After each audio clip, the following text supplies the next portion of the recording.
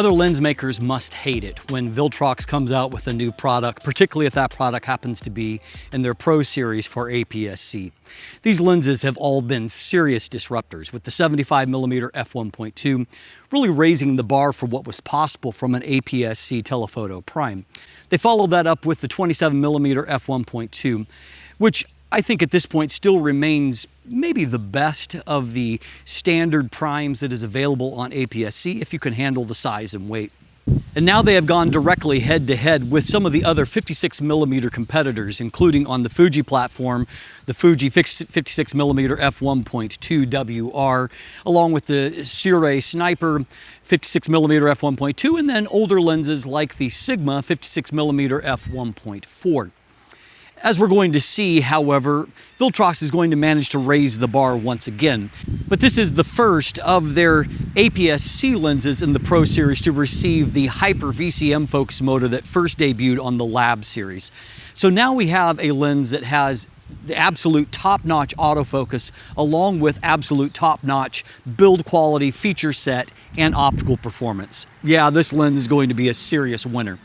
$580 US, it isn't necessarily the cheapest lens in the class, and it's certainly not the smallest lens in the class, but as we're going to see in today's review, it may just be the best lens in the class. The Viltrox Pro AF 56mm F1.2, whether be it on Sony E mount, Fuji X mount, or Nikon Z mount, is going to be a serious disruptor, and today we're going to explore just why. Today's episode is sponsored by Skillshare. I'm about to head out on a photography road trip to Canada's East Coast, and it's always helpful to do a little research to make sure I'm ready to get the best photos. I'm currently watching Street Photography, an in-depth and complete guide by Troy Bard in order to get ready to nail those street shots while navigating Halifax and Quebec City. Sure, there are a lot of free videos on YouTube, but when you really want to learn, Skillshare helps you to level up by giving you class materials, the chance to submit projects, enter in discussion with other members, and even to earn certificates. There are thousands of classes on Skillshare that cover a huge range of topics, including art and illustration, animation, photography, graphic design, productivity, all of which you can use to start learning today. The first 500 people to use the link in the description or scan the on-screen QR code will receive a 1-month free trial of Skillshare. So get started today. Now, in full disclosure, this lens was sent to me by Viltrox for evaluation. In fact, they sent me both the Sony E mount and the Fuji X mount for evaluation, and in particular, so I can compare the Fuji X mount directly to the Fujifilm 56mm F1.2 WR, which I happen to own. I will be doing a subsequent video on the X mount version, and we'll be doing a head-to-head video with those lenses in the future. As always, however, Viltrox has had no input on my actual review, and they will not see it before you do. This is a completely independent review, and all findings are my own. So we're going to talk build and handling. So for consistency's sake on these indoor segments, I'm going to be filming on the lens as well for these. It works well for this kind of setting. And so on camera here, I've actually got the X mount version rather than the E mount version, which I'm currently filming on right now. This lens, as mentioned, does come in E mount, then in X mount, and then it will also be in Nikon Z mount for APS-C as well. Now, 56mm is a very popular focal length because with the 1.5 time crop factor, it is an 84mm equivalent, or essentially an 85mm lens. Couple that with the big maximum aperture of f1.2, and all of a sudden you have got a APS-C lens that gives you pretty close to the equivalent of a nice 85mm portrait lens on a full frame lens, and that's one of the advantages that we have here. Now the price at $580 US, just to give you some kind of points of comparison, the Sigma 56mm f1.4, which is 4 or 5 years old at this point, it's available for $529 US, but that's with a current discount of $50 off, and so it typically is basically much identical in price to the Viltrox lens. And of course, you can get the Viltrox lens for cheaper if you use the discount code in the description down below and buy from Viltrox themselves. Probably the most direct price comparable and performance comparable is Fuji's own 56mm f1.2 WR. And that lens, of course, retails for $1,100 US. There is a Sirui 56mm F1.2 from their Sniper series. It optically is not even in the same ballpark nor in autofocus or any other area. And so I don't think that it's a compelling alternative, in my opinion, to this lens. The Viltrox, of course, is the best of this trio when it comes to the feature set and all that it's got going on. Now, it is still a big lens, but it is very slightly the smallest in the series. At 74.8 millimeters in diameter, or 3.08 inches, it is very slightly narrower than the 27mm F1.2, and at 91.7 millimeters, or 3.61 inches in length, it is very slightly shorter. Now, if you look at the 75mm, it's a fair bit bigger both in diameter and length, and thus in weight it is considerably heavier as well. But this is still a heavy lens. It weighs in at 570 grams in E-mount version, or right over 20 ounces. And so that's considerably heavier than the Sigma at 280 grams. Of course, the Sigma is only f1.4. And so with the f1.2 competitors, the Fuji is 445 grams, or a little over 100 grams lighter. The Sirui is 419 grams, or about 150 grams lighter. And so definitely this is the largest and heaviest of this group, although it also has the most here in terms of the feature set, and it also has an amazing build quality. This is actually a really great looking lens, and it kind of stands out. Even when I was taking my product photos, I thought, man, this is a lens that looks really, really good in product photos because it is so nicely executed. It's got that anodized satin black finish. It's just a well executed package. It's all metal. It feels fantastic. Up front, we have 67mm filter threads. Those are shared with the 27mm f1.2, and of course, a host of other lenses as well.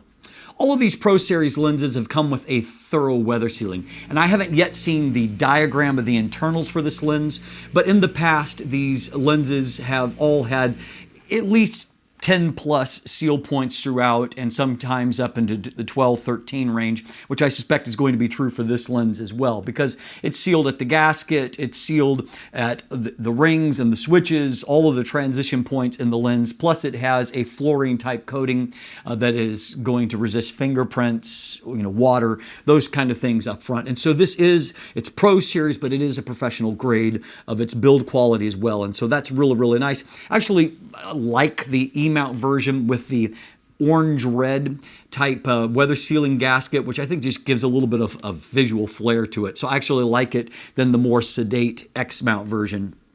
Now, as mentioned, it does have a thorough feature set. So not only is there the gasket there at the lens mount, there's that USB-C port for doing firmware updates. Then on top of that, we have got full aperture control. And so on E-mount, that includes the ability to either have the aperture clicked or declicked.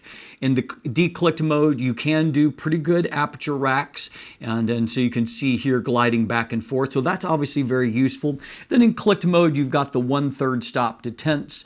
And I will note that the detents aren't as heavy as what some other lenses are. It's a little bit lighter on that front, but it does have a nice gap between f16 and then the automatic mode. It's an actual longer gap, and there's a little bit more obvious resistance there. So I like that. There is no iris lock here to keep you fully locked out, but at least you have that kind of tactile response to let you know that you're straying out of that. Now on the E-mount version, you also have a couple of other features. You've got an AF/MF switch. You have got a custom or function button there that can be programmed to whatever functionality that you want. And as we're going to see on the X-mount version, they've aligned the X-mount version with Fuji standards, which I'll detail in that review. And so it has a little bit different a feature set, and unfortunately not quite as many features on it. The manual focus ring is all in metal. It's nicely ribbed, and it has a good damping to where it actually feels like it has some weight to it and great precision. And of course, we've got that more responsive focus motor, and so that means that there's not any apparent lag as you're doing manual focus. And so I actually like the ability to focus with precision with that. It didn't feel like I was manual focusing in little steps, but rather a more linear, smooth process in that. And so all of that is good. This is a lens that also has the There's a couple of average standards as you look through these various 56mm lenses. And so those that have weaker magnification tend to focus only as closely as 60 centimeters. In this case, we can focus as closely as 50 centimeters, which ties it with lenses like the Fuji and the Sigma, and gives you a maximum magnification of 0.13 times. Now, that isn't high in an absolute sense, but for an 85mm-ish type lens, that is actually on the higher side of the spectrum. The highest that I've ever seen on an 85mm non-macro style 85mm lens is 0.14 times. So that's a very competitive figure, and what's more, this lens is fantastically good. Even at f1.2 at that minimum focus distance, very high detail, nice flat plane of focus, all good. And so I think that there is some definite value for that, for augmenting maybe portrait or wedding shots with some up close. You can't get macro level magnification, but you can get in there and shoot some details. And by the way, this is a lens I think that would respond very well to throwing an extension tube on there if you want to increase that macro type performance, because it actually has the optical performance to pull that off. And so I think that that is a worthy consideration as well.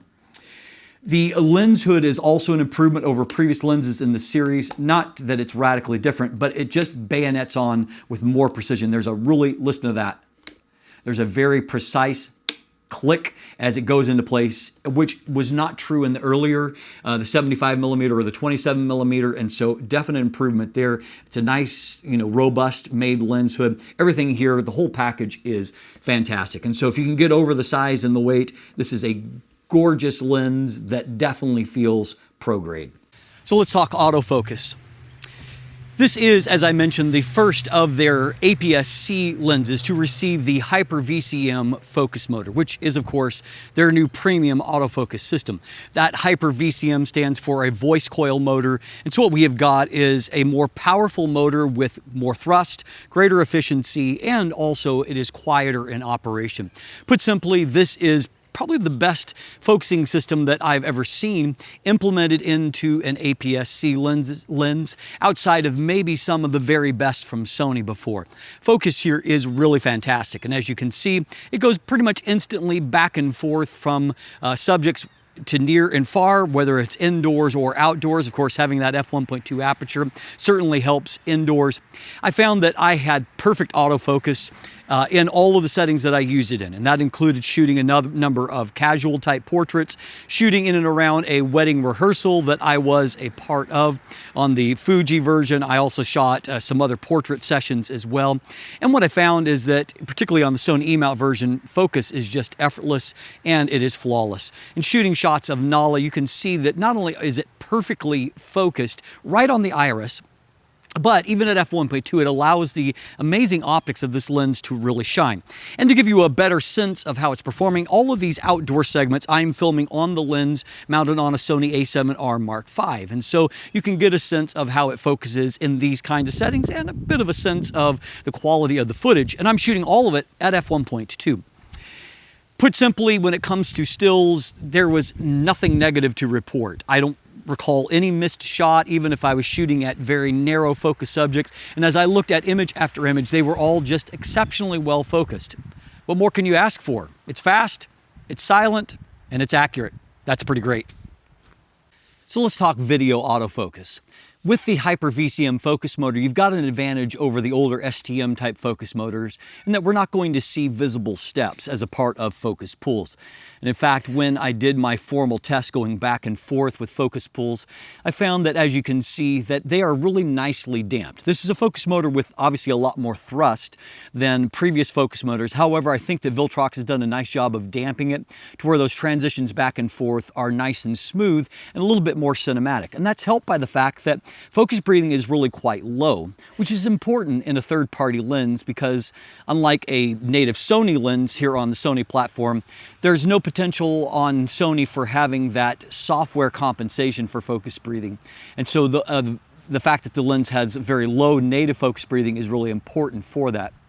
Now, the fact that it is nicely damped means that it kind of out of the box, it's not going to be maybe as reactive. And so when I did my hand test, while the results are mostly good, and of course that low focus breathing helps it to not be like this abrupt pull back and forth, but what I did see there is that In some situations, it's not as reactive in jumping off my hand to my face or vice versa. Now, obviously, you could tune that differently through the in-camera settings. I didn't try to compensate for that. Just be aware, if you want more reactive focus, you're probably going to need to achieve that through the camera settings. Out in real-world transitions, however, I think it actually mostly worked good because, again, it helps to avoid those abrupt, just kind of jumps from one subject to another with a more natural flow, which I think is probably going to be preferable for most people in most situations. The accuracy of this, as you've been able to see on all these outdoor segments, is very good. It's very consistent. If I'm approaching the camera, it's tracking well, doing all of those things that we would want from video autofocus. And so I have no reservations. I think this is doing a fantastic job. Okay, let's talk optics together. This is an optical design of 13 elements in 8 groups, and that includes 3 high refractive index elements, 1 extra low dispersion element, and then 1 which I think is a newer glass element for Viltrox that I've not seen them have before, and they call it a ultra large special aspherical element. And so the ability to start to grind some of these more exotic elements really helps to unlock things. That's made a huge difference for Sony and then for Sigma. I've seen them be able to start to achieve new things because they can start to grind elements that enable different levels of performance or size. That is true here. I think that this element is an important one as a part of it. The MTF chart looks great, which is true of all these Pro Series lenses, but what really stands out to me is how low the astigmatism is.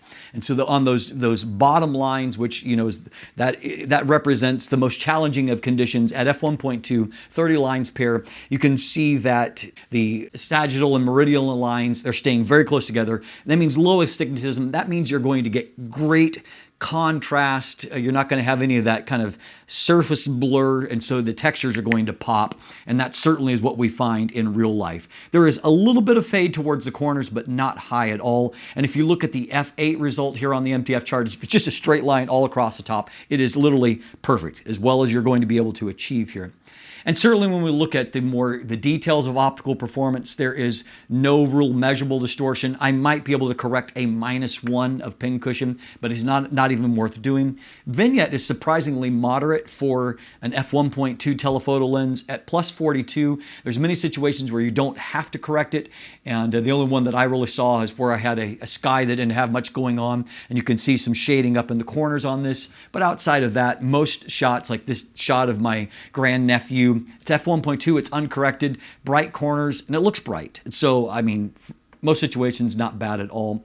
Likewise, I found that I saw very, very low longitudinal style chromatic aberration, none really on my test chart. I did see a bit of fringing on a 3-dimensional, my dad's old SLR that I shoot for this. I could see a little bit of fringing on that, but nothing bad at all. Likewise, lateral style chromatic aberrations, not a problem at all. Nice, clean, high contrast corners. For those of you that are interested in full frame coverage, this is not a full frame lens. It's an APS-C lens. You're going to get some hard mechanical vignette there in the corners. And that's true even with shooting video as well. What I found is that if I cropped in on the full frame image, I could get about 30 megapixels without any kind of vignette interference from it. And so the APS-C crop on A7R5 is 26 megapixels. You're not adding a whole lot. A few extra pixels in the edges, certainly not worth buying it for full frame if that's what you're considering doing. What I found when I began to test for sharpness and contrast, and so again, this is at 26 megapixels on the Fuji. We'll show you the results on that higher resolution 40 megapixel Fuji sensor, which is super demanding, and so check back for that. But here on Sony, we see really consistent results in the crops. They look good in the center, good in the mid frame, good in the corners, just very, very consistent, very high level of performance. And in real world shots, this shot of Nala, for example, at f1.2, just shows you how much detail and contrast is there. It's really, really amazing. I found that there was very minor but steady improvements as I stopped the lens down, primarily in contrast. And you can see at f1.4 a little bit more contrast, then at f2 and f2.8 a little bit more. And finally by f4, the corners are looking pin sharp in a way that most lenses never really achieve.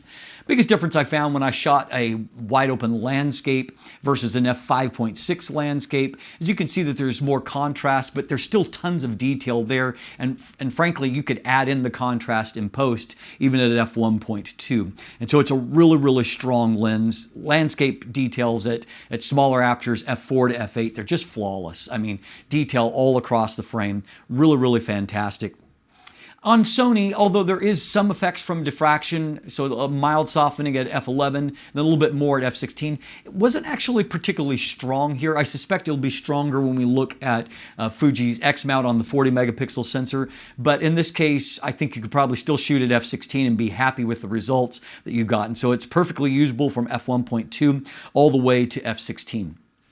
Now, a lot of times when you have a lens that has this high of contrast and resolution, the trade-off is that the bokeh is not fantastic. That was my takeaway with the Sigma 56mm f1.4. It's a super sharp, high contrast lens, but the defocused backgrounds are really meh to me. Just really not all that inspiring. This lens, it's awesome. I mean, it doesn't matter really what the focus distance is, and so at close focus distances, you're going to be able to blur out the background into just cream. It's just gorgeous. At a little bit further out distance, it's very, very nice. Even in this really difficult situation, I shoot this dead pine tree because it's just hard edges and it's really hard to resolve. This is a great job of handling this scene. And if I stepped back a little bit, not only do I get a nice three-dimensional quality at a medium distance of, let's say, 3 to 4 meters, but there's also a little bit of that swirl in the corners that I actually personally like. And if you don't like that, all you got to do is stop down a little bit. By f2, you get round specular highlights all across the frame. It's fantastic. I mean, it's the ability to just get all of these very nice looking looks out of an APS-C lens is fantastic.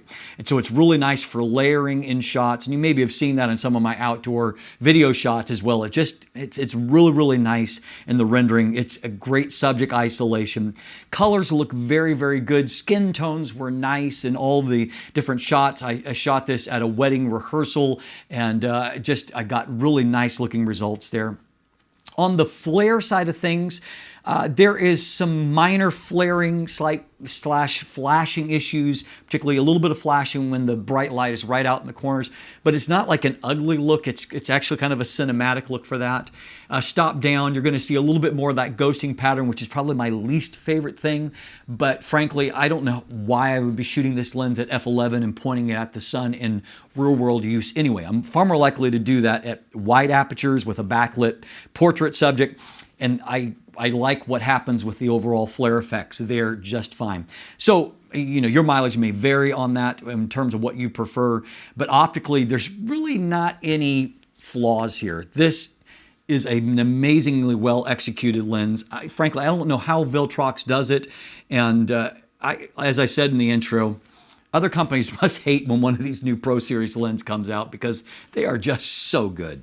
So my conclusion is that this is obviously an incredibly attractive lens. And I think that in some ways, while the Viltrox Pro Series for APS-C has been consistently fantastic, this lens in some ways may be the best of the bunch for the simple reason that the addition of the Hyper VCM autofocus elevates the autofocus to a level that is now on par with the optical performance.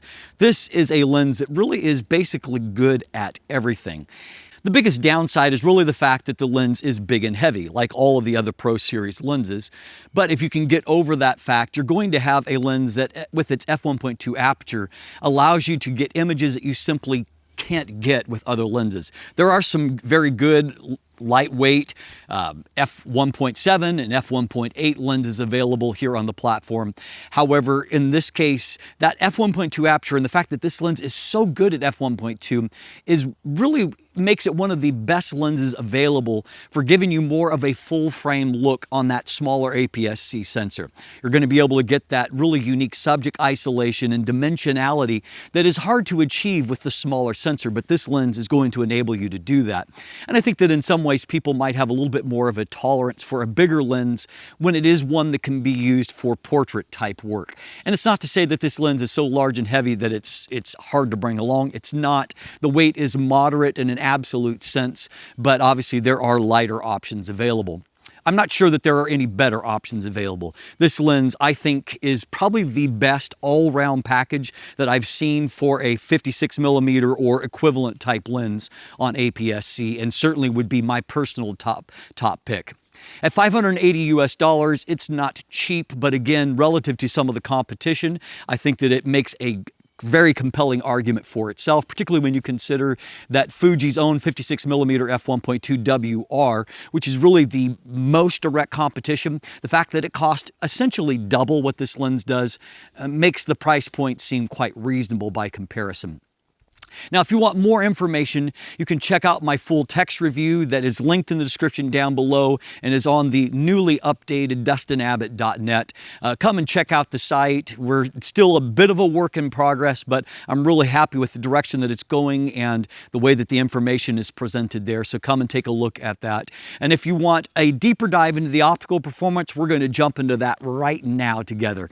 Let's dive in and take a look. All right, so first of all, we'll take a look at how it handles full frame coverage. So here on the left, we've got a full frame image. You can see that there is definitely a part of the frame that is clipped off that it's just not covering. And so here's what the APS-C crop looks like. Now here on the left, I have cropped out the basically the hard vignette. You can see there's still just maybe a tinyish shred there. So this comes out to about 30 megapixels versus the 26 megapixels of an APS-C crop. And so yes, you can get very, very slightly wider on full frame in a usable way. I don't think that it's worth it, however. Now we can see if we take a look at vignette and distortion here that there is a little bit of shading here in the corner, no big deal there, and distortion is basically non-existent. I dialed in a -1 because there's the tiniest amount of pincushion distortion, about a +43 to correct for vignette in the corners, not too bad there. Now here in this shot without any kind of vignette correction, you can see there is a little bit of shading in the corners at f1.2. As you start to stop the lens down by f2.8, almost all the vignette is gone altogether. So here at f5.6, you can see the corners are nice and bright, a little bit darker by comparison if we compare the f1.2 to the f5.6. Really, that last shot was the only one where I saw the vignette in real-world shots. This shot, for example, has not been corrected. It is f1.2, and you can see that the edges still look pretty bright, even without any kind of correction. Now, on my test chart, I really didn't see hardly any longitudinal style chromatic aberration. It's really, really clean, no real fringing to see. On my dad's old SLR, if I go all the way into this is 200% magnification here, you can see there's a little bit of fringing that shows up here on some of those shiny surfaces. And looking up here, there's a tiny bit of fringing on the bokeh highlights. That's about as bad as you're going to see. Lateral chromatic aberrations, not a problem. And you can see there's the tiniest bit of fringing here, but it's not enough to show up in any kind of real-world shots. This is a very high level of magnification, and so it's exaggerating it so you can see that something there, but real-world, not a problem. So here again, 26 megapixels on a APS-C mode of a Sony a7R Mark V. And so you can see in the center of the frame, resolution looks good, contrast looks good, even at f1.2. The mid frame looks really crisp and sharp, nice and bright. As I pan down, very good consistency between here and here, not much of a drop there. And as we look to the corners, I would say there's maybe a little bit of softening right about here, but really the consistency is quite good all across the frame. So at more typical levels of magnification, 100% for example, you can see even at f1.2, there's that perfect contrast and delineation of all those little fine hairs. Focus is perfect right on the iris. This shot, again, another subject that could fall apart because it's a lot of very fine textures here, and you can see that it's all resolved very nicely. My lock shot, sometimes I get such a wide variety of results on this. A lot of times contrast is really poor on this, but you can see here it's pin sharp, great contrast, great detail, and a nice fall off to defocus as well. Now stopping down to f1.4, you can see there is an increase of contrast already. Just looks a little bit crisper at various places that we look. From f1.4 to f2, you can see that contrast has increased even more, and so it's now extremely high. All these textures are just popping here at f2. And if we look towards the corners, which by the way, the centering is really excellent on the lens, you can see that the corners are starting to look really, really crisp. As everywhere that we look throughout the frame, we can see a nice consistency of performance. Corners are also looking brighter, as you can see, with the contrast extending right into the corners. Here's an f2 shot, and so you can see nice defocus in the foreground, nice bokeh in the background, got all those nice circular bokeh highlights. But as we look at the contrast and detail, it looks fantastic. Really, really excellent. By f2.8, even for this landscape shot, you can see that the detail looks really good everywhere that we look. And so right off here to the very edge, detail is holding up right there. So we look into the draw distance, there's just lots of information that is there. Great contrast. It looks fantastic. This shot of a group of guys at f2.8, you can see that if we jump into a pixel level, I can pan across. Great detail on every face. It's just really, really nice. This is a beautiful lens optically. So by f4, you can see that even the corners are looking really fantastic. And so for landscape type work, as we've already seen, this lens is going to just delight. Now by f11, we're starting to lose some contrast due to diffraction, but you can see that even at 200% magnification, it still looks quite good.